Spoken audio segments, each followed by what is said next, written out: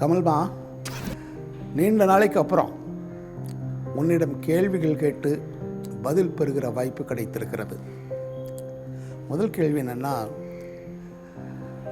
சினிமாவில் சம்பாதித்த பணத்தை எல்லாம் வெவ்வேறு தொழில்களில் முதலீடு செய்து எதிர்கால பயத்தை போக்கிக் கொள்பவர்கள் மத்தியில் சினிமாவில் சம்பாதித்ததை சினிமாவிலேயே முதலீடு செய்ய வேண்டும், செய்ய முடியும், செய்வேன் என்று வாழ்ந்து காட்டிக் கொண்டிருக்கிறாயே, அது எப்படி?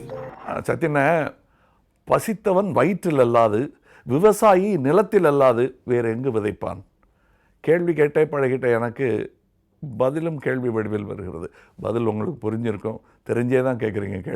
கேள்விக்கு நன்றி. அப்புறம் கமல், குழப்பாமல் பதில் சொல்லணும். உணர்ச்சிகள் கமல், உத்தம வில்லன் கமல். ஒற்றுமை என்ன, வேற்றுமை என்ன?